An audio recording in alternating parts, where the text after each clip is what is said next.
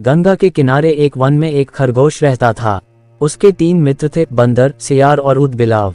चारों ही मित्र दानवीर बनना चाहते थे। एक दिन बातचीत के क्रम में उन्होंने उपोस्त के दिन परम दान का निर्णय लिया, क्योंकि उस दिन के दान का संपूर्ण फल प्राप्त होता है। ऐसी बौद्धों की अवधारणा रही है। उपोस्त बौद्धों के धार्मिक महोत्सव का दिन होता है। जब उपोस्त का दिन आया तो सुबह सवेरे सारे ही मित्र भोजन की तलाश में अपने अपने घरों से बाहर निकले। घूमते हुए ऊदबिलाव की नज़र जब गंगा तट पर रखी 7 लोहित मछलियों पर पड़ी तो वह उन्हें अपने घर ले आया। उसी समय सियार भी कहीं से दही की एक हांडी और मांस का एक टुकड़ा चुरा अपने घर को लौट आया। उछलता कूदता बंदर भी किसी बाग से पके आम का गुच्छा तोड़ अपने घर ले आया।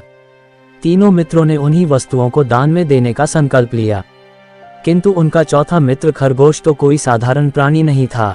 उसने सोचा यदि वह अपने भोजन अर्थात घास पात का दान जो करे तो दान पाने वाले को शायद ही कुछ लाभ होगा।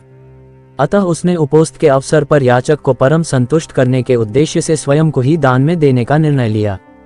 उसके स्वयं के त्याग का निर्णय संपूर्ण ब्रह्मांड को दोलायमान करने लगा और शक के आसन को भी तप्त करने लगा। वैदिक परंपरा में शक को शक्र या इंद्र कहते हैं।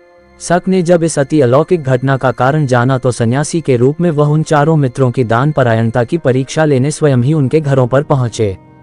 ऊदबिलाव, सियार और बंदर ने शक को अपने अपने घरों से क्रमशः मछलियां, मांस और दही एवं पके आम के गुच्छे दान में देना चाहा, किंतु शक ने उनके द्वारा दी गई दान को वस्तुओं को ग्रहण नहीं किया।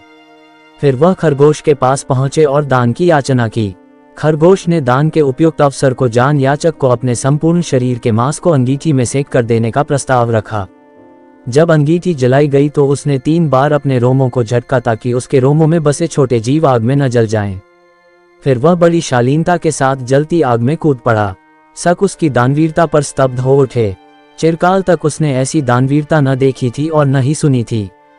हाँ, आश्चर्य, आग ने खरगोश को नहीं जलाया क्योंकि वह आग जादुई थी। शक के द्वारा किए गए परीक्षण का एक मायाजाल था। सम्मोहित शक ने तब खरगोश का प्रशस्ति गान किया और चांद के ही एक पर्वत को अपने हाथों से मसल चांद पर खरगोश का निशान बना दिया और कहा, जब तक इस चांद पर खरगोश का निशान रहेगा तब तक हे खरगोश, जगत तुम्हारी दानवीरता को याद रखेगा।